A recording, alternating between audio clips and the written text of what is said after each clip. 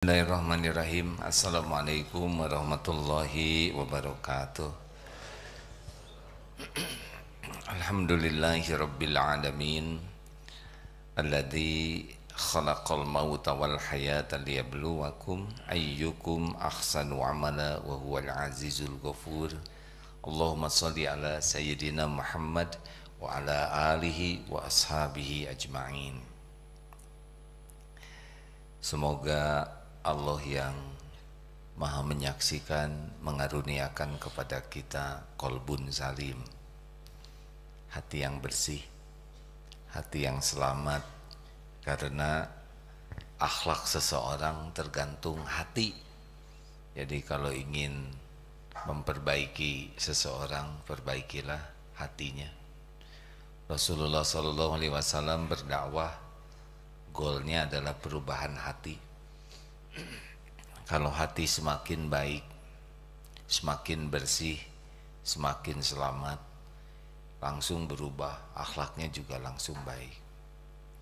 Tapi sibuk memperbaiki casing, senyum, keramahan, tapi kalau tidak berasal dari hati, maka ini tidak akan lama. Berikut ini ada beberapa indikator hati kita sudah membaik atau belum. Atau kalau kita mau merekomendasikan seseorang, bisa dilihat dari beberapa kejadian ini. Satu, maaf. Satu, akhlak seseorang bisa nampak pada waktu safar. Safar itu kalau diterjemahkan sederhananya yaitu kalau dalam melakukan perjalanan. Kalau baru ketemu sebentar begini itu belum ketahuan. Tapi kalau dalam perjalanan panjang, umroh, haji atau perjalanan itu akhlak akan nampak. Karena dalam perjalanan ini banyak kepayahan, banyak hal yang tidak diduga, banyak hal yang membuat orang bisa terpancing karakter aslinya. Dalam perjalanan egonya bisa kelihatan. Saya pengen istirahat sekarang. Ada yang maksa saja. Ada yang dalam perjalanan tuh maunya ditraktir saja. Kalau mau jajan maunya dengan di restoran yang dia suka saja, nggak peduli orang lain. Jadi ego seseorang, keluh kesahnya. Misal kalau sedang umroh haji, sekamar dengan yang berbeda kebiasaan. Pengen AC-nya nyala, yang AC masuk angin, ya, yang nggak biasa pakai AC. Nanti dimatikan, bisa berantem itu. Standar kerapihan di kamar bisa beda-beda. Ada yang mau nyimpen sesukanya saja. Jadi biasanya kalau dalam safar itu nampak karakter asli seseorang. Dua, yang kedua, dalam muamalah, pokoknya kalau sudah ada uang itu akhlak seseorang bisa ketahuan bedanya. Kalau tidak ada kaitan dengan bisnis, uang, nah itu bisa baik-baik saja. Tapi kalau sudah mulai usaha sama-sama atau ada kaitan mau bisnis, itu sudah mulai ingin menang sendiri, ingin untung sendiri, ya, menjadi kemaruk, serakah, greedy, ingin serba untuk ketahuan sekali itu. Kalau sudah lihat uang itu, bagaimana orang menjadi greedy, menjadi serakah, menjadi egois, ya, itu akan nampak. Makanya kalau kira-kira ingin aman, jangan melakukan usaha bersama dengan teman dekat, karena bisa rusak pertemanan. Juga hati-hati kalau bikin usaha dengan sanak saudara, bisa rusak persaudaraan. Karena akhlak orang kalau sudah lihat uang itu, kalau tidak dengan iman kecenderungannya akan tamak, senang mengutamakan dirinya, senang menambah-nambah terus. Jadi gak enak lah. Nanti cenderungnya tidak adil. 3, kalau ingin lihat akhlak seseorang, lihat ketika orang itu bersikap kepada orang yang dianggap lebih lemah dari dirinya. Misalkan, maaf ya, kalau ada yang punya pembantu, punya supir, punya karyawan, pokoknya orang yang dianggap lebih lemah dari dirinya, nah kecenderungannya kasar, ketus, tidak baik akhlaknya tuh, berkuasa. Kalau ke orang lain ramah, ada yang kasar ke istrinya, ada yang kasar ke anaknya, ke pembantunya, ke yang melayaninya, ke orang-orang yang dianggap miskin, duafa, difabel. Orang yang akhlaknya baik asli itu ke siapapun baik.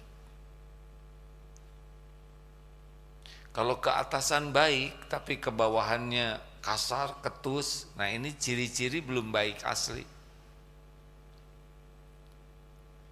Karena Rasulullah SAW itu kepada budak hamba sahaya itu dulu ada, sekarang tidak ada. Itu di bawah karyawan, ya.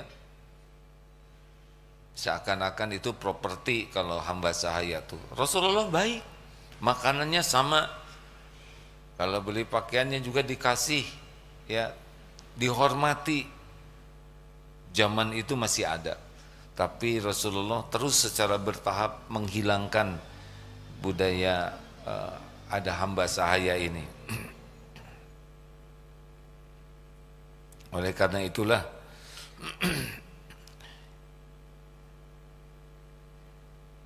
kita harus hati-hati dalam bersikap, ya. Karena itu akan menunjukkan, karena ada tamu datang, padahal tamunya baru dikenal, sopan. Nyuruh pembantunya sudah 12 tahun kerja di rumah. Bibi, airnya siapin yang benar, sing sopan dong. Kenapa ini orang baru datang disopanin, pada ini yang sudah jelas berkhidmat belasan tahun dikasari? Ini tidak baik, tidak baik sama sekali. Ada yang ke orang lain ramah, tapi ke istrinya, ke anaknya, ke suaminya tidak ramah. Padahal yang paling berhak untuk diperlakukan yang terbaik adalah yang di rumah. Makanya kalau ingin akhlak kita baik, itu latihannya di rumah. Kalau di kantor akhlak baik, itu banyak maunya. Ingin dilihat atasan, ingin karirnya cemerlang, ya, ingin dianggap sebagai karyawan teladan. Tapi kalau di rumah itu akhlak yang asli itu di rumah. Kalau di rumah sudah baik akhlaknya, kebawa nanti ke kantor, ke tempat kerja, ke lingkungannya. Karena di rumah kan tidak diekspos. Jadi kalau baik ke orang lain di luar itu baik, tetapi baik yang asli itu biasanya dari rumah dulu baiknya. Kenapa nih wajahnya pada begini? Kayak yang mikir. Jangan menilai orang lain. Berarti bapak saya nggak baik. Berarti ibu saya nggak baik. Dia yang nggak baik, ya. Karena mikir orang tuanya nggak baik. Kita berbaik sangka saja. Kita memang amanahnya ini. Amanahnya kita harus jadi jalan kebaikan bagi siapapun, apalagi kepada orang yang dekat dengan kita. Apa aja dari itu? 1, pada waktu safar. 2, muamalah. 3, ya pokoknya kepada yang dianggap lebih lemah dari dirinya. Jadi kalau baik sama atasan, baik sama orang yang disegani, apalagi yang ngambil keputusan, itu belum tentu baik asli. Itu baik, ya baik acting lah. Tidak boleh juga berprasangka begitu ya. Kalau di sini kalau ada AA, waduh misal begitu. Tapi pas AA nggak, nah itu. Suatu saat di sebuah masjid, yang benar duduknya yang benar. Ada seorang yang dituakannya, ayo rapi. Tuh, ayo mana kopiahnya? Pas tahu, ada AA. Ayo adik-adik, kenapa robah ya? Kenapa tadi meniketus? Kenapa pas tahu ada AA? Ayo adik-adik, nah jadi ramah. Acting berarti kan. Tahu cara membisikinya begini, Dek, tadi sedang memberi contoh apa kepada santri? Udah gitu aja cukup. Memberi contoh ketus, memberi contoh yang tidak baik. Kalau jadi guru kan tugas utamanya adalah memberikan keteladanan. Bukan hanya mengajar ilmu, tapi perilakunya itu harus jadi ilmu. Ada lagi, mau tahu amanah. Jadi kalau ingin tahu seseorang bisa direkomendasi, biasanya kasih amanah, pinjem barang. Itu amanah itu. Ada yang kalau pinjem buku tuh seakan-akan ketemu lunas. Kalau dulu ya zaman pinjem CD, VCD, itu ada yang dikembalikan tidak, dilihat juga udah bosen ya. Tapi dikumpul-kumpul aja, dikirim makanan pakai piring, nggak dipulangin tuh piringnya. Pinjam vacuum cleaner, telat mengembalikannya. Pinjam motor, habis bensinnya. Ada orang yang kurang amanah, kalau udah pinjam sesuatu tuh nggak serius untuk mengembalikannya. Kalau sedang perlu dia bagus, tapi kalau udah, terutama bab pinjam meminjam ini sebisa mungkin mah nggak usah pinjam-pinjaman lah, karena akan bisa merusak hubungan. Kecuali yang pinjamnya itu benar-benar amanah. Dari awal memang harus niat bayar. Jangan sampai hanya niat pinjam. Ada yang niat pinjam tapi tidak sehebat niat membayarnya. Apalagi yang dipinjamnya misalkan saudara atau siapa yang kita anggap uangnya banyak. Uang segitu buat dia nggak ada apa-apanya lah. Dia punya banyak sekali, kalau bangsa 5 juta mah kecil. Ini salah besar ya. Karena ketika dia tidak amanah terhadap hutangnya, yang hancur itu adalah kredibilitasnya. Hutang-hutang walaupun serupiah harus bayar. Kalau kita janji, sebut janjinya. Kalau udah waktunya kita bayar, belum ada uangnya, temui, minta maaf. Ya ini obatnya. Tapi diam, menghindar, pura-pura tidak tahu.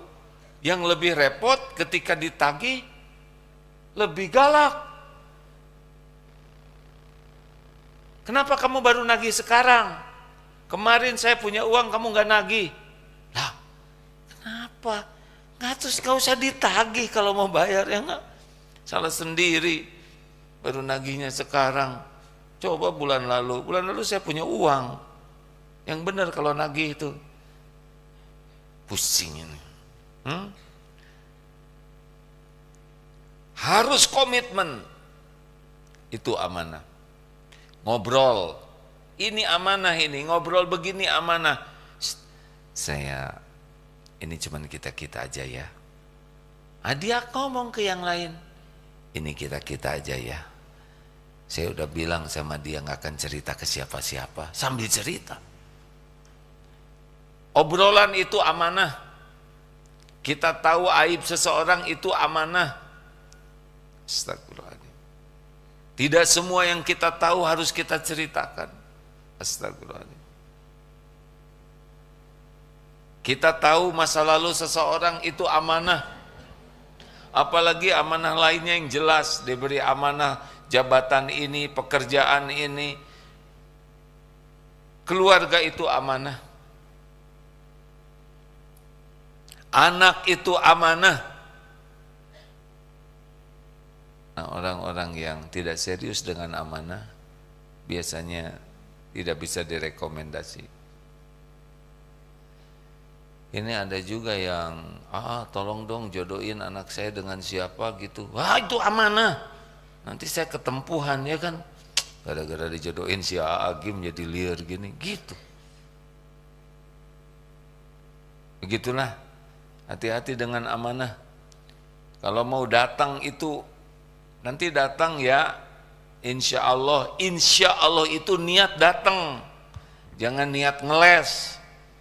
Kan ada yang nanti datang ya ke undangan saya insya Allah, tapi gak ada niat datang sama sekali, dan menyebut insya Allah itu sebagai cara untuk ngeles. Gak boleh. Nanti orang yang mendengar insya Allah dari kita tuh megang itu. Dengar ini ya, kata Ali bin Abi Thalib radhiyallahu anhu, jangan mudah memberi janji ketika sedang gembira, dan jangan mengambil keputusan ketika sedang marah. Dua-duanya sedang tidak normal. Kalau kita sedang gembira-gembira, cenderung gampang, ya nanti kamu bisa beliin Mercy misalkan. Dia juga nggak punya. Orang yang diberi janji itu ingat terus. Sedang yang berjanji sangat mudah untuk lupa. Makin mudah janji, makin mudah lupa. Kecuali tertulis, ada data, ada fakta. Ya nanti besok, juga nih kadang-kadang lagi senang, ya besok. Orang yang diberi janji tuh nunggu-nunggu besok itu. Padahal kita banyak sekali kegiatan. Ini harus hati-hati. Ya, saya juga merasa harus lebih hati-hati. Karena setiap janji adalah amanah. Udah berapa tuh? 1,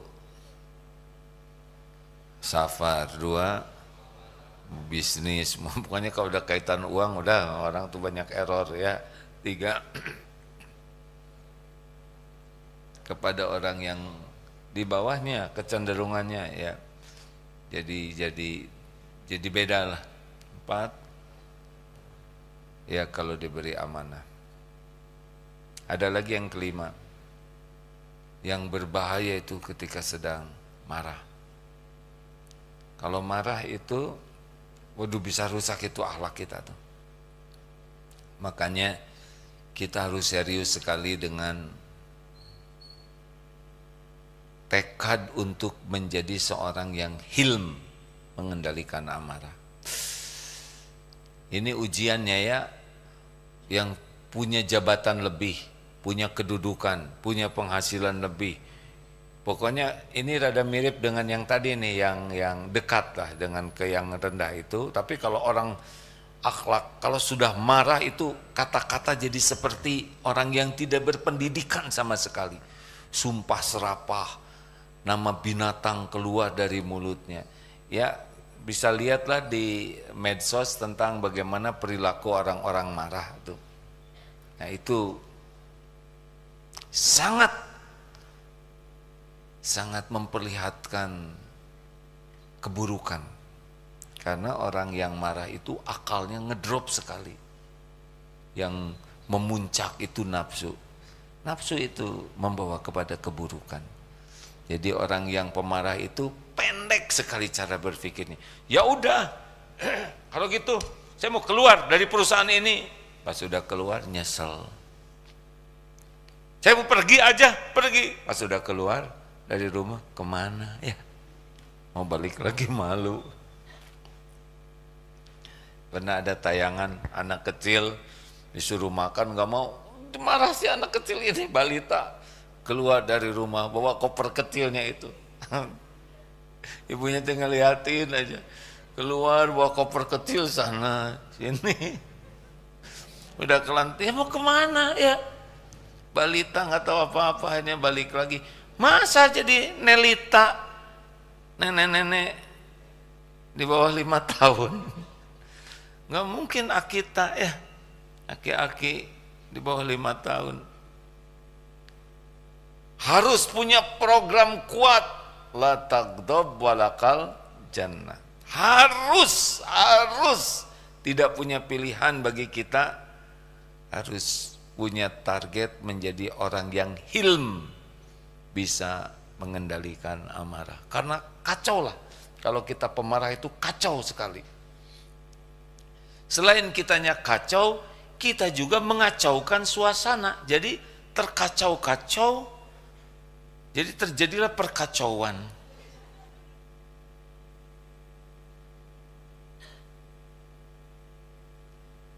Kenapa orang beda-beda? Memang ada yang lahir dari keluarga pemarah sejati, sehingga marah itu dianggap hal yang normal. Ada yang, maaf ya, orang kalau punya jabatan lebih, kedudukan lebih, kekayaan lebih, ini potensi gelarnya lebih, potensi marahnya lebih besar. Nah, jarang ya bawahan marah ke atasan kecuali sudah nggak ketahan. Hati-hati ini, yang diuji oleh Allah dengan gelar, pangkat, jabatan, kedudukan, kekayaan, itu potensi pemarahnya lebih besar daripada yang memang diujinya dengan keterbatasan. Guru lebih mudah marah ke murid daripada murid ke guru, kecuali murid yang sudah tidak tahan atau murid tidak adab sama sekali. Karyawan ya tidak mudah marah ke atasan, yang mudah marah majikan kepada yang membantunya. Benar? Hati-hati, jabatan itu amanah, jabatan itu ujian, jabatan itu pasti berakhir, jabatan itu pasti dituntut pertanggungjawabannya. Kenapa ini wajah-wajah jadi kayak begini, jadi kayak menderita gitu kan?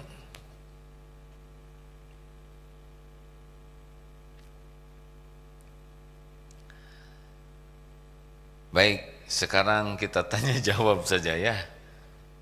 Ada yang mau bikin usaha, baik persahabatan. Kita bikin bisnis yuk, ayo. Jualan apa? Ayam, kayaknya telur ayam. Oh ya bagus juga tuh.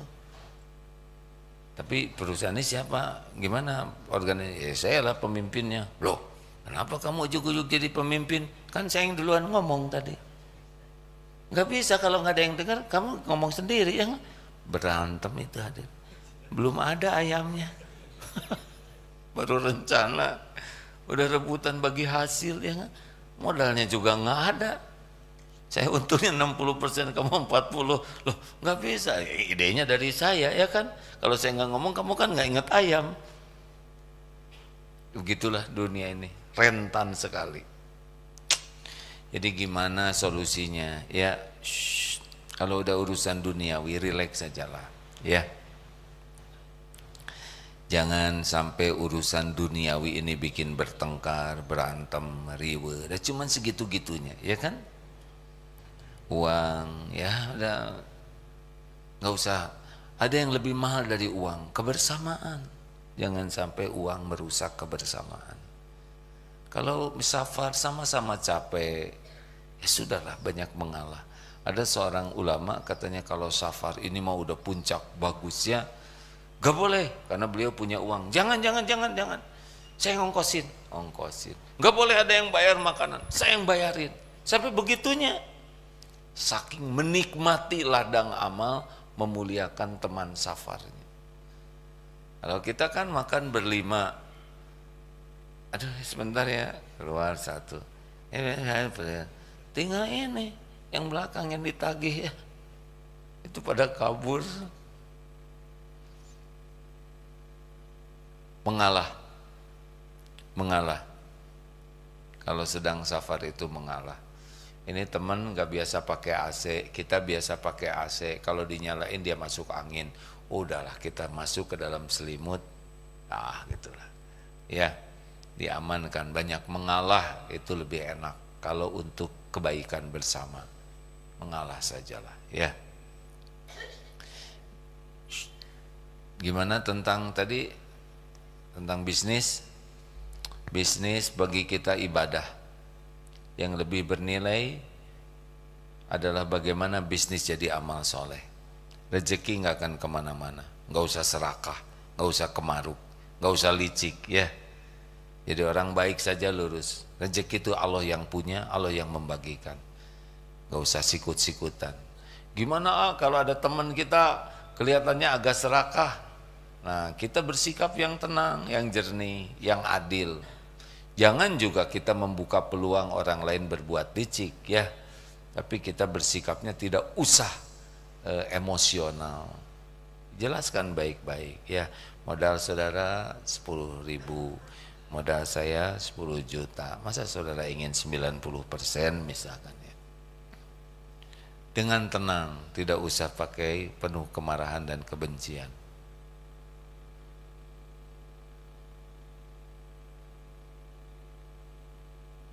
Begitu?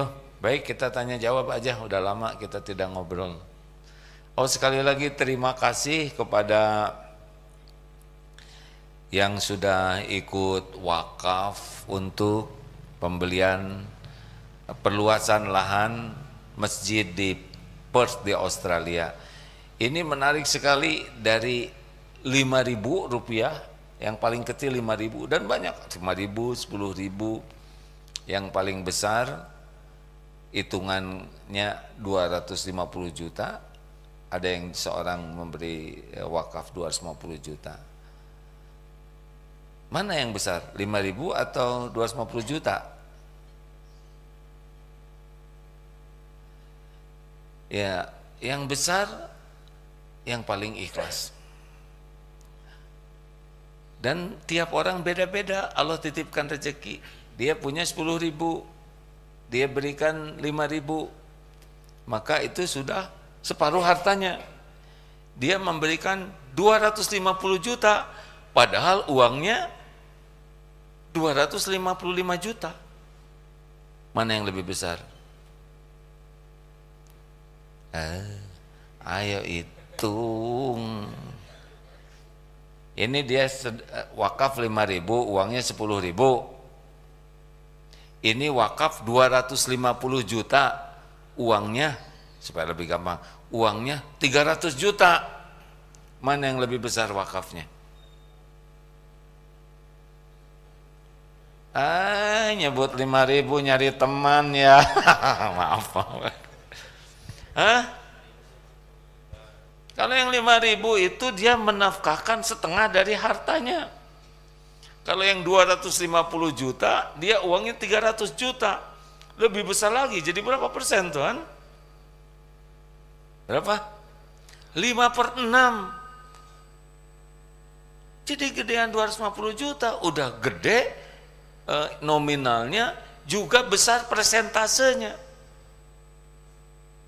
Nah, saya lebih suka memberi contoh yang positif begitu, tidak memberi contoh yang negatif. Ternyata kebersamaan itu membuat lebih mantap. Jadi jumlah yang terkumpul sampai semalam ini laporan, alhamdulillah 1,7 miliar 265 juta 238.000. 27. Ada 38 rupiah nih. Gimana ini transfernya? Alhamdulillah.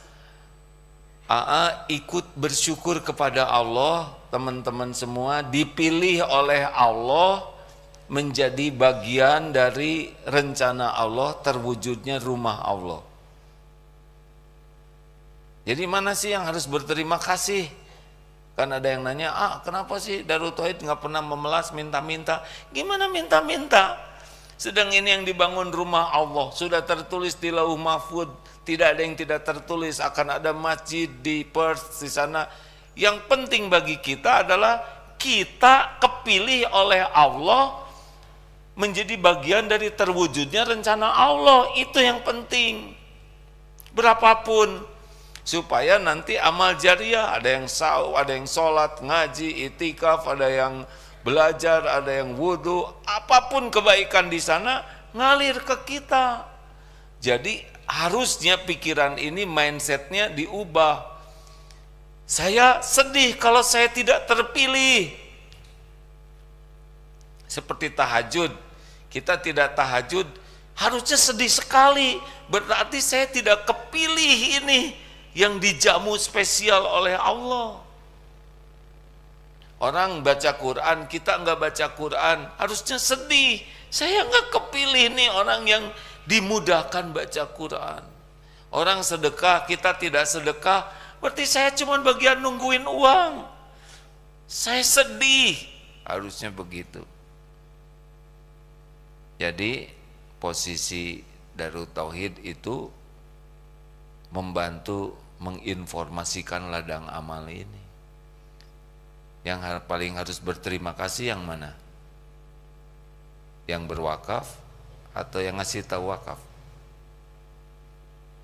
Kenapa meni pelan sekali jawabannya? Meni nggak pede memangnya. Yang mana? Ada sebuah keluarga ya, yang beliau itu sangat-sangat pecinta wakaf. Jadi setiap ada informasi wakaf itu gembira semua keluarga ini, karena nggak tahu gimana nih orang tua menanamkan. Suatu saat TV di masjid rusak, itu anak-anaknya tuh ngeluarkan tabungan untuk beli TV di masjid, dan begitu bahagia uangnya habis untuk beli TV di masjid. Kalau TV di masjid nanti rusak, berarti berhenti dong wakafnya. Dapat ilmunya? Enggak, karena kalau wakaf beliau rusak, maka kan diganti oleh yang lain.